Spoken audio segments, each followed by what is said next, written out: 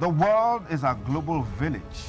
And that's because information travels beyond boundaries. And on This Morning on ITV, we guarantee unbiased analysis on topical issues that will educate you, entertain you. So join us. Join us. Join us. Join us. Join us. Join us. Every Sunday to Thursday, 7 a.m. to 10 a.m. on your ultimate news and current affairs program on television, This Morning on ITV TMI. Join us. Thanks again for staying with us on the program TMI Thursday. Now, a discussion on this first segment of our conversation will be on what is now known as the UK Calamity Judgement, where Nigeria is expected to lose about $9.1 billion to PNID, that's Processing and Industrial Development, an Irish company that went into a gas contract with Nigeria. And of course, unfortunately, Nigeria didn't honor its own part of the agreement, and the man went to court and got a court order in which he has the right to take over Nigerian assets. Well, from all the information available, it looks like if the guy goes ahead, that will bring a big shock to the Nigerian economy. But our panelists are already here, and they'll be sharing some thoughts with us along those lines. Let me welcome very specially Fred Oyigwe, an economic analyst. Fred, many thanks for joining us on the program. Thank you, Mr. Sonny Duke, for having me. Good morning to you viewers. We also have with us the Coordinator General at the Civil Society Organization, Comrade Omobode Agu. Comrade, many thanks for joining us. Good morning, Sonny. Good morning, viewers. We have with us Barrister Mbanefo Alakoi. Many thanks for joining us on the program. Thank you very much. Thank you. And you can extend a handshake to her. Okay, let's just look at the background to this story, which of course trended for a later part of last week and even up to this week. It talks about an Irish-owned firm, Process and Industrial Development Limited, PNID, that was granted permission to seize up to $9 billion. That's about 7.4 billion pounds in assets belonging to Nigerian government. The judge, Mr. Justice Christopher John Butcher of the British Commercial Court, said that the firm can take 20% of Nigeria's foreign reserves, a move that would deal a devastating blow to the Nigerian economy. The background to this issue really is that in 2010, the company struck a deal in which the Nigerian government would supply gas to a processing plant in Calabar, built and run by PNID, formed by two Irish businessmen. The government failed to fulfill its side of the agreement. However, in 2013, PNID won a $6.6 billion arbitration case. The figure was calculated based on what the company was estimated to have earned over the course of the 20-year agreement. But PNID now says interest accrued means it is owed $9 billion. Gentlemen, what do we know about this matter in terms of its origin? Let me start with Fred Oyigwe. Well, from what we have heard and read, the contract was signed sometime in 2010. Okay. January of 2010. And President Jonathan became the acting president on February the 9th. So it was during that very testy period in Nigeria's history, when there was a squabble within the leadership of our polity on whether to honor the Constitution and let the acting president became President Jonathan take office. That was during the time Umaru Yar'Adua was in the hospital and the Kaaba was in charge. That was when they entered into this contract. That notwithstanding, having given that background, it was expected that subsequent governments will follow through with the contracts. 2 years went by. Nothing happened. On either side, the P and ID did not set up their facility. They did not even acquire the land that they were supposed to acquire as a precondition for Nigeria to begin to lay the pipeline. And so there's negligence on both. On both sides. There's a failure of obligation on both sides. Okay. From my experience, I'm not a legal practitioner, is that when one sues for claims in the breach of a contract, yes, one is expected that the other side will also sue for counterclaims. If you didn't spend a dime, you didn't lose any actual. There are usually 3-4 parts to fines. Actual damages, incidental damages, and punitive damages. If the actual does not exist, the incidental and the punitive are not even supposed to come into play. Okay. So for both sides, there was no actual damages. They both had papers. They were still talking. One was expecting the performance of one to start, and nothing started. So what we have here now, it's a case of the judiciary, with all sense of humility, acted unconscionably. The Nigerian judiciary? No, or the UK judiciary? The UK judiciary acted unconscionably because they're in a position to. And Nigeria is not actually a strong nation that can fight a case like this. We are not strong economically, we are not strong militarily. So this is what I would call a backdoor recolonization. The amount you are talking about is about 40% of our annual budget. 3.03 trillion naira is what it is. Our last budget was 8.2 trillion naira. Yes. Like you stated, the amount is supposed to be 20% of the 45% of the $45 billion dollars we have in our national reserve. Where does that leave Nigeria? So the problem is that we are not up on our games.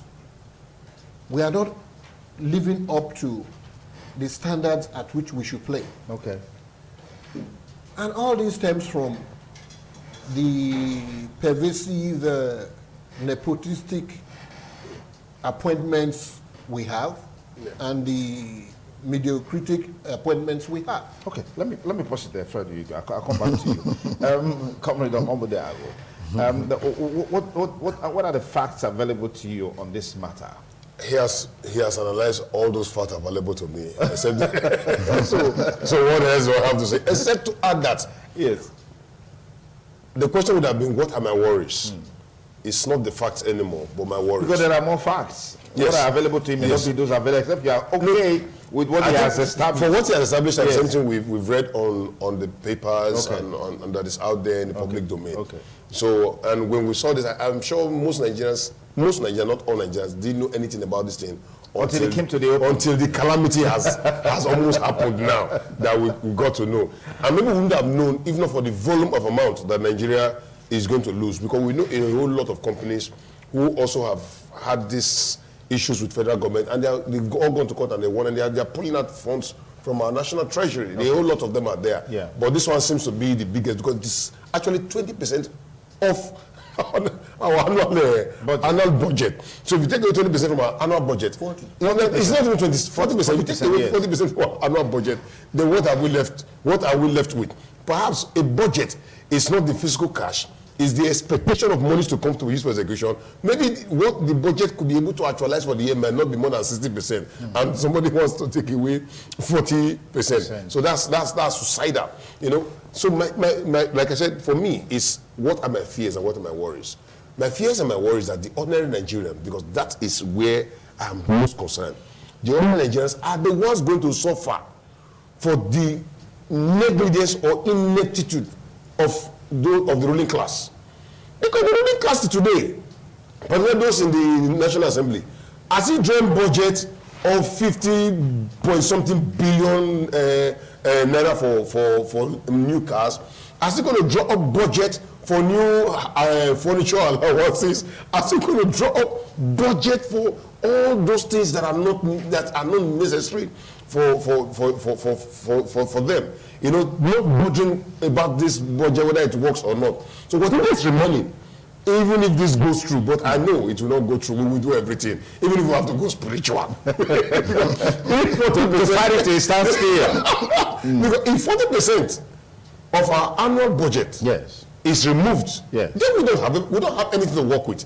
We know that the remaining is already gone. The ruling class have already assigned those ones to themselves. So the burden will not be on the people. On the ordinary Nigerians. All right. Let me get some legal perspectives on this, Barrister Alakwe Mbanefo. I thought this was supposed to be an arbitration. And at that level, the enforcement is something that could be negotiated and all of that. So what now changed all of this into the Honorable Justice Butcher making this pronouncement and then giving the company in question the right to take possession of our assets in the UK? If that doesn't cover the $9 billion, it can move to EU to do the same. Yes. Yes, let me come in here. This is a very interesting topic because, like my friend said, it bothers on all of us. The nation, we are all stakeholders. Absolutely. As far as this country is concerned. But let me take it for this point. The first point here is this. Was there a valid contract between the federal government, represented by the Federal Ministry of Petroleum Resources, and the Process Industrial Development Limited? Was there a valid contract? Because we can't be discussing this 9.1 billion, you know, damages awarded to P and ID, without first of all looking at, you know, the beginning of the whole transaction. Okay. Was there a valid contract? If there was a valid contract, who signed the contract on behalf of the federal government? Then, like my friend said, if the contract took place in 2010, as at 2010, who was Nigeria's Minister for Petroleum Resources? Of course, I had Lukman Riwanu. And again, if he was the minister, did his ministry sign any contract between Process Industrial Development Company Limited? If they signed that contract on behalf of the federal government, what was the terms of that contract? What were the terms of the contract? And if we know the terms, then did Process Industrial Development Company ever existed?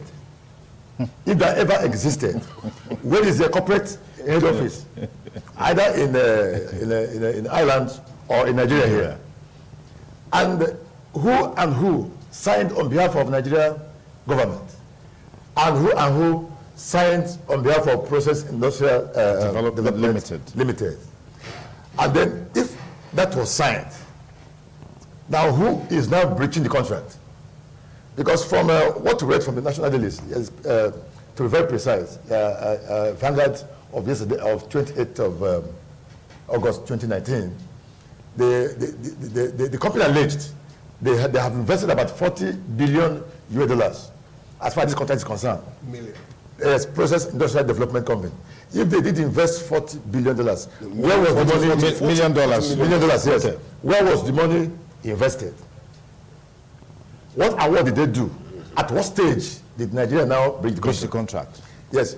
again, like my friend said, you know, the Nigerian government, as it were,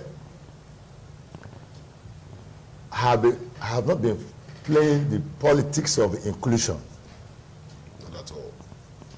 You know, our efforts have been made by National Assembly to come up with most beautiful laws to accommodate the people, e.g., Freedom of Information Bill or Act, which you know, have been signed into law. But this law, to what extent is it enforceable?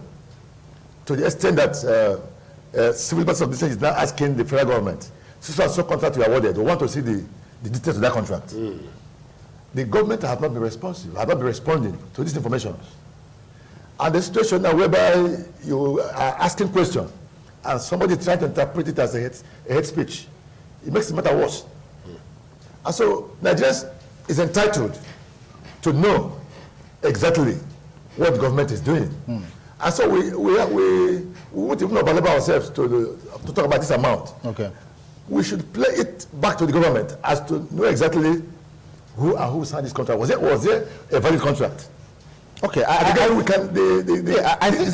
think from the information available, there was a valid contract that was entered into between the Nigerian government and P&ID Limited. I mean, that's what led to where we are today, because now the arbitration that was supposed to be in place has now become a court order, which of course P&ID, they are willing to enforce to seize our assets. What I'm more concerned about the fact that there were efforts in the past to settle this issue out of court. I don't know if you're aware of this. What do you make of those efforts that were never allowed to materialize under the former President Goodluck Jonathan's government? There was a report that efforts were made to settle this matter out of court, and P&ID were willing to take about $800 million, for instance, just to settle out of court. But when there was a change of guard, all of that were thrown into the wind. And so these guys had to take this option. I don't know what you make of efforts made in the past to ensure that this matter was resolved out of court. And then, yes. Let me first refer to the very interesting point that he made about the validity of the contract. Yes. That contract would have been deemed invalid, given the circumstances, given that we had an indisposed president in office at the time. Okay. For an amount like that, I do not believe any minister or any board has an authority or has the authority to approve such a contract. Okay. Okay? So that would have required the National Executive Council to approve that contract. Not even the president would probably have that spending limit by himself. Okay. So it would have required the National Executive Council to approve it. And the chairman of that council is supposed to be the president. So how they were going to take a decision like that during that period, it's questionable. But that having been said, the fact that Nigeria now went in, maybe because we didn't want to go back to the illegalities and the problems of the cabal's schemes and machinations at the time, decided to go into negotiation with P&ID. Okay. In doing that, they gave legality and legitimacy to the contract. Okay? So where the contract had failed for its invalidity, they gave legitimacy to it and legality to it by going to negotiate it. By going to negotiate in the first place. Exactly. So they ought not to have gone to negotiate in the first place, but rather to contest its validity. Okay, let me just take a point here that lawyers representing Nigeria, the Nigerian government, argued that the award should not be enforced because England was not the correct place for the case. And even if it were, the amount awarded was manifestly excessive, which was what you raised earlier, Fred Uyigwe. Yes. But look at the judge's response. It says, but Justice Butcher rejected these arguments and said he would receive submissions from the parties as to the precise form of order appropriate. In my thinking, those who represented Nigeria, don't you think they would have had these facts as to whether the validity or invalidity of the case to have gone to the point of negotiating? They might have had that, but you know, lawyers usually have to choose between the higher damages and the lower damages. Yes, exactly. What would be less consequential for their clients? Yes. And so might have decided to go ahead and negotiate it to get some kind of resolution to it. Yeah. At one time, it was $1.6 billion that was negotiated, which was renegotiated down to the 800 million naira that you referred to. Yes.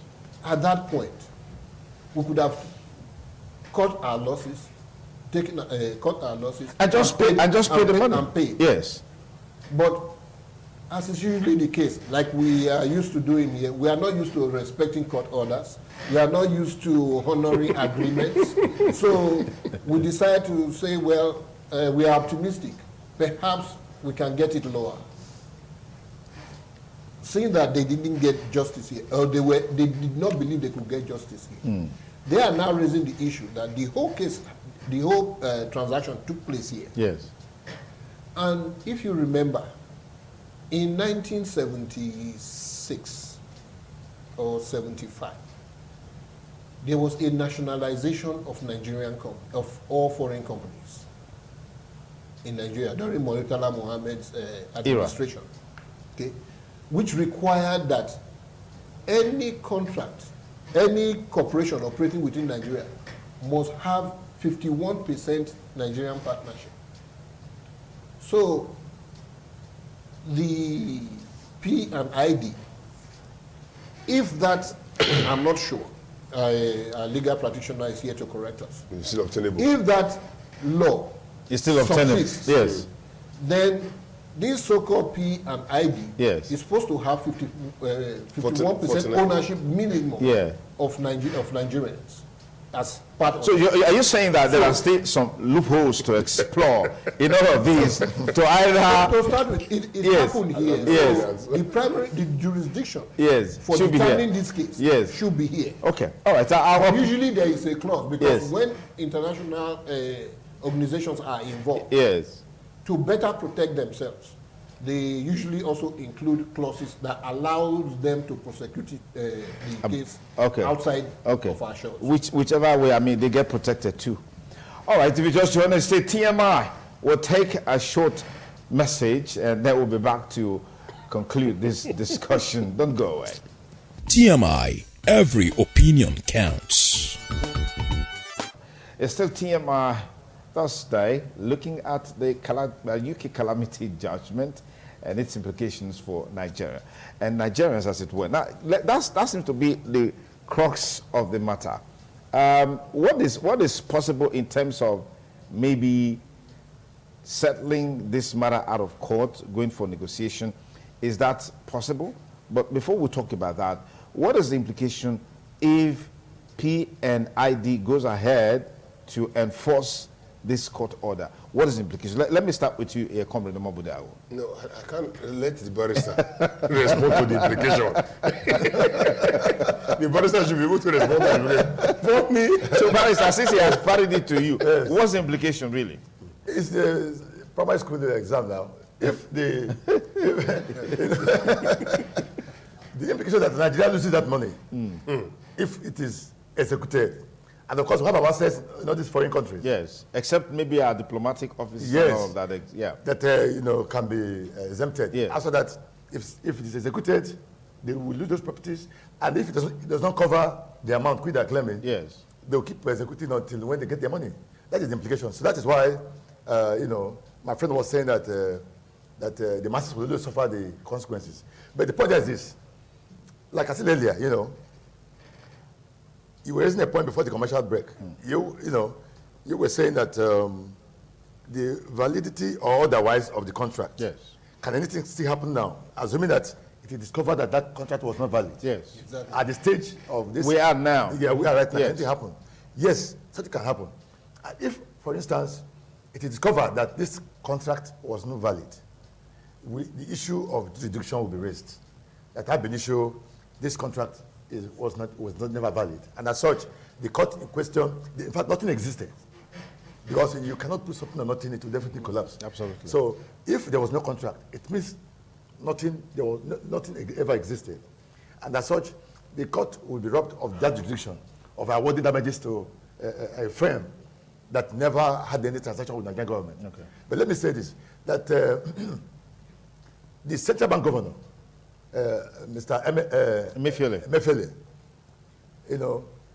in Vanguard of 28 August 2019, said that the Central Bank of Nigeria has gone through their books, and having gone through their books, that there was no place that this contract was mentioned. There was no page that Process Industrial Development Limited was mentioned. And such a contract of such a volume, which is now trying to give Nigeria a very big embarrassment, can be signed without the Central Bank of Nigeria getting involved. So, if the Central Bank's claim is correct, that this company was never mentioned in any of their books from 2010 to date, then who now signed the contract? And for whom did they sign the contract for? And so the Nigerian legal team has a lot of jobs to do. They have to go back to the background to find out exactly, like he said earlier, my friend said, about the indigenization law of this country, where he said that a foreign firm, for a firm to function here, 51% of the directors must be Nigerians, and the law is clear for us. And then, if that is correct, who are the Nigerians? They're in the board. Yes, that in the board of this company. Who are the Nigerians? So it does not look like other cases that we had in the past, where at the end of the day, money passed through the hands, and we discovered that the most high-placed individuals were involved. Okay. At the end of the day, the case just died a natural death. Now that I say that EFCC, the federal government has involved EFCC in this case now, EFCC, the police, and the National Intelligence Agency to actually find out, investigate this case and find out actually where are we coming from and where are we heading to know if actually these people that is alleged to have been involved in this transaction did it, with the consent of the federal government of Nigeria. So the point is that, assuming without considering that this particular arbitration damages awarded against Nigeria is valid, that this bodies can still investigate to unmask those behind this transaction and to know exactly if there was a valid contract. If the Central Bank governor is saying not in our books, they don't have records of the contract. Yes, they don't have records. Yes. And it is alleged that the contract was signed between Federal Ministry of Petroleum Resources. Yes. Who signed? All right. Yes. I think I have some sign of breath now. Because like I told you, mine is more of a worry and fear than all of these things. If, from what the barrister have said, I have not seen that publication by the governor of the Central Bank. No, he said so. Yes. I read it too. Okay. So if I say so, that means if the Central Bank is not aware, then clearly it shows that this might just be another form of corruption. Some persons wanting to remove some funds for their personal greed. It's another form of wanting to steal from the national treasury. Okay. Because some persons have become experts in doing all of this, taking advantage of the kind of system that we have. Yeah. So, but that this one is just too much for a time. There's a lot of eyes on it. So I think I'll be happy if that works. Then too, we also have read on this issue that there is nothing to show that anything has even started at all. Yes. So if there's nothing to show that anything has started at all, that means even the said PNID themselves are liars. Okay. And I like the position of our lawyers that went to the UK to say that the UK court does not have a jurisdiction to hear this matter And that could be correct. I want the lawyer to expatiate a little on that. If it is a contract between a Nigerian company that should own 51%, if that's enactment is still valid. If the partners in that contract are from Swiss, that means it's a Nigerian-Swiss business. So what has a UK court got to do with it? Yeah. And of course, like we know the neo-colonization machinery and agenda. Yeah. They will want to do everything to put us, and there is no way Judgement from UK can ever favor the Nigerian people. Okay. So I think that all of this, EFCC, the anti-graft agency, should really come up and investigate this matter. Okay. Now, there's a very interesting part of this whole conversation, which of course has been ongoing.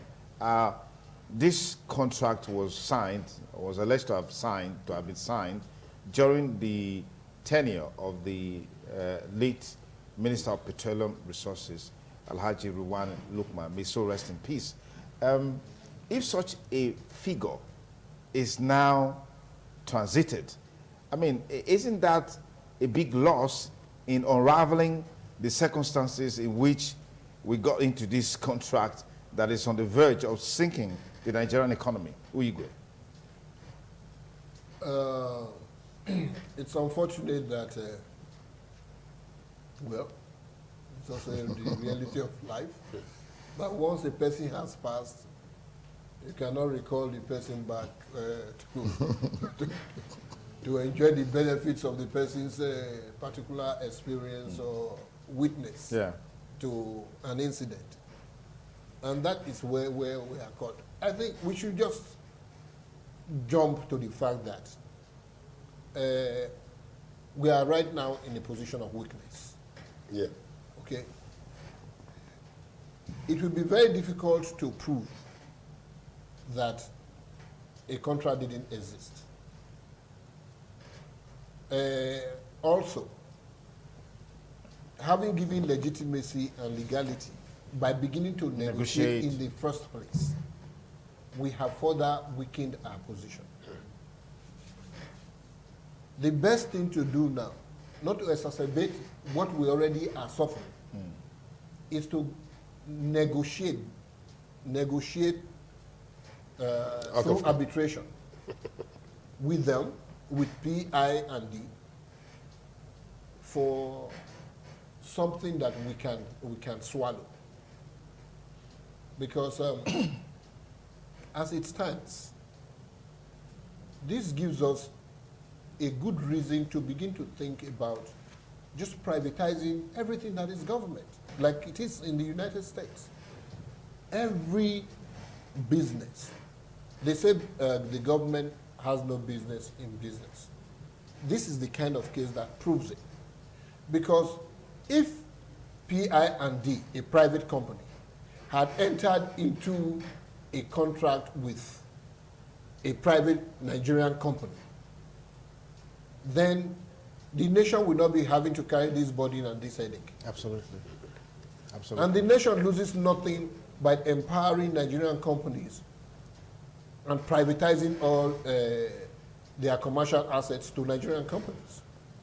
So that's what we ought to be doing. The exposure, you have to transfer the exposure. It's like you own a car.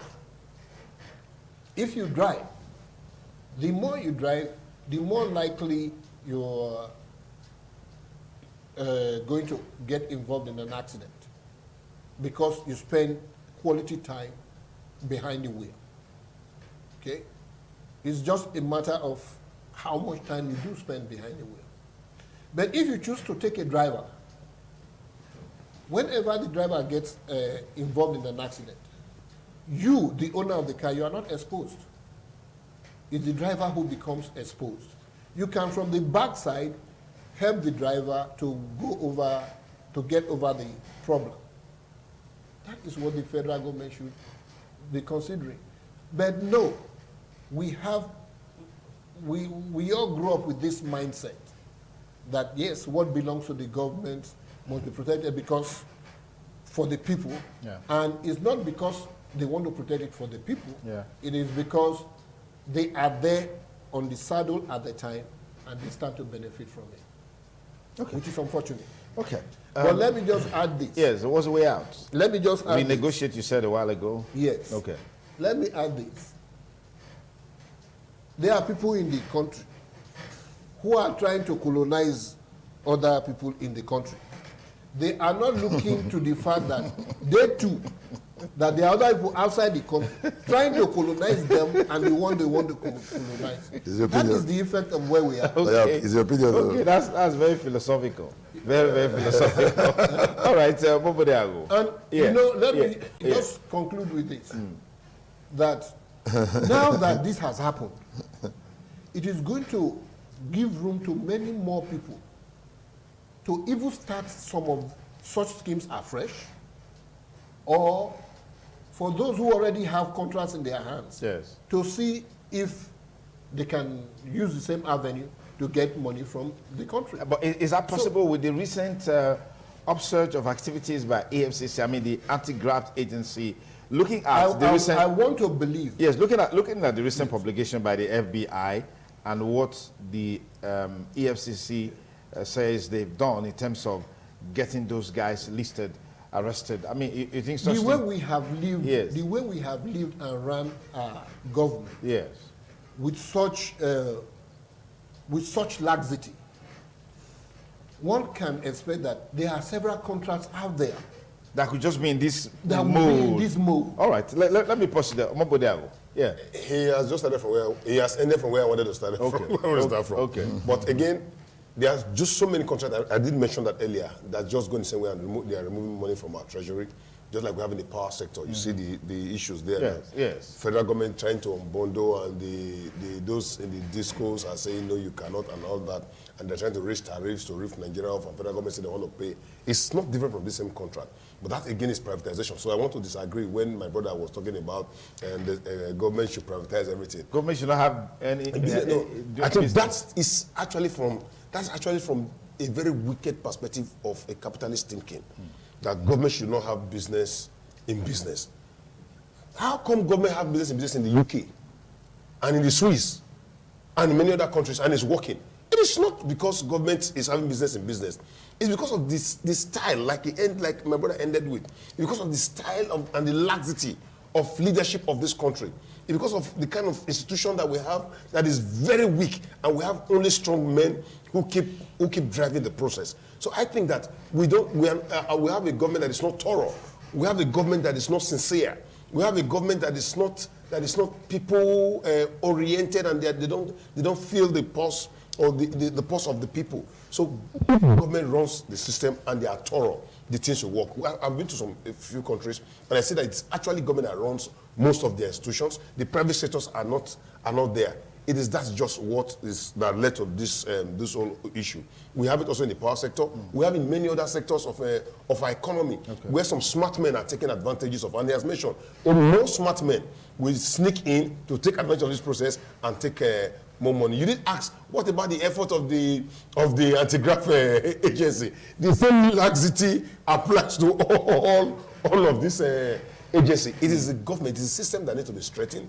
Like the former president of America came and said, he said, it is what Africa needs is a strong institution, not strong men. We have too many strong individuals, but we have a very weak institution. It is an institution that should be strengthened, and all of these things will not happen. All right, Bye Salakwe. Final thoughts on the way out. I mean, we are here now. 9.1 billion. I mean, Mobodi came here and I said 9 billion. I said no. The last time I checked was $9.1 billion. I mean, except somebody has removed the $1 billion or the $0.1 billion from here. It's $9.1 billion. So what's the way out? Now we are here. Yes, the way out is this. Actually, if you watch my comments, yes, I've always avoided to talk about the details of these transactions, because if you look at the whole thing, it looks like a fraud, ab initio. I don't believe there was a contract. I don't believe that anything ever happened. I believe it is a way some individuals want to defraud this country. Yes. There was no contract. If there was, well, as I keep saying, who signed the contract? But then the way out is this: the Nigerian lawyers, again from the information we are getting from the media, social media and the Nigerian media, they have not told us the names of the attorneys handling this case on behalf of the Nigerian government overseas. Okay. They should be able to know who they are. What kind of pedigree do they have? Do they have the capacity to represent the Nigerian government in this case of this magnitude? They should know what to do. The first thing to do, is to file for a stay of execution. Okay. File for a stay of execution of the judgment, and tidy up their case files, and then file a proper appeal, notice of appeal. And then, if we have good grounds to appeal against judgment or against these damages awarded by this arbitration panel, and then we'll go ahead with the case. Maybe in the next 10 years we're still on it. Oh, yes, that is it. That is law for you. So that is the way forward. While we try to unravel the mysteries behind this mysterious contract, because don't forget the case of Bakassi Peninsula. The Green during the time of Obasanjo administration. Green Tree Agreement. The Nigerian government lost that island or that particular area to Cameroon. To Cameroon, and the contract Nigerian government signed with Cameroon over Bakassi was also shielded in same thing. Kind of mystery. Because that contract took place during the Nigerian Biafran Civil War. Yeah. And from what we heard from the back door, that the federal government of Nigeria had to, ensure that that area was there to Cameroon to stop the inflow of arms from to Biafran side. Okay. And at the time, the issue became a legal issue. The Nigerian government was not willing to allow the citizens know what was happening. Yeah. But the government hired some big lawyers who went to same London again to argue the case. Yeah. We were not told about what happened until the court gave judgment. And we lost. We lost. And we lost. And when we were saying that let's go and appeal, the then government said no. That it's not necessary. Meanwhile, Nigerians was living there, and the issue of how to rehabilitate Nigerians there, they have lived all their life there. They had children, they have properties and everything. Up to now, nobody is talking about Bakassi. It's still an issue. So we lost. So what transpired? Even in that case, who then signed for Nigeria? What were the terms of that contract? Yeah. What happened? We lost that. Again, so it's happening again. And the government has not told us what actually the details of this transaction. And so maybe there's more to it, meet the eye. In the days to come, probably we'll learn more. Fred, you get one last word? Yes. Given the time within which the P and ID went to court, yes, 2010 yes, to 2012, yes, it would seem like the whole thing was shrouded in fraud in the first place. It was designed to be a fraud in the very first place.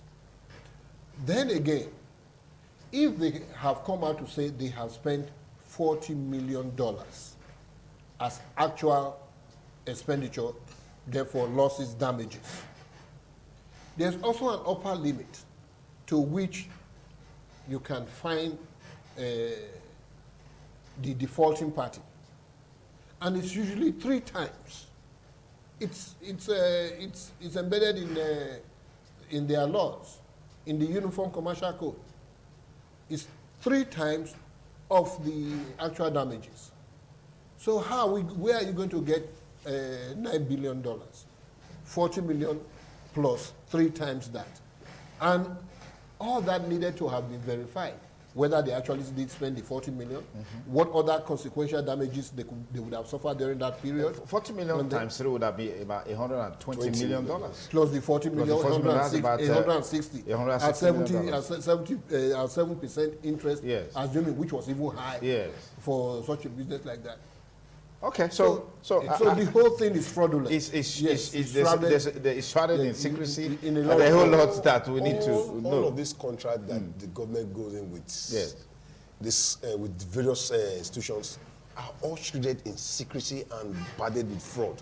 I just mentioned, you mentioned the Bakassi. Yes. I mentioned the power sector. Yeah. We wrote to BPE to ask that we want to see the contract that the government entered with the discourse on behalf of Nigerians, and they replied us to say that they cannot It's supposed to be public document. It's not for. It's supposed to be a public document. Nigerians should know. The contract is with us, and that's why he raised the issue of the Bakassi Peninsula. Inclusive. Yes. In looking at this issue, the same government that gave us FOI, whenever you use the FOI to require information, they will rush to court to give you reason why that information won't be released. Till now, the people in Bakassi are still suffering. They are still having serious war. Yeah. Nigerians have become slaves in Nigeria because such a place have been seen. They call it Green Tree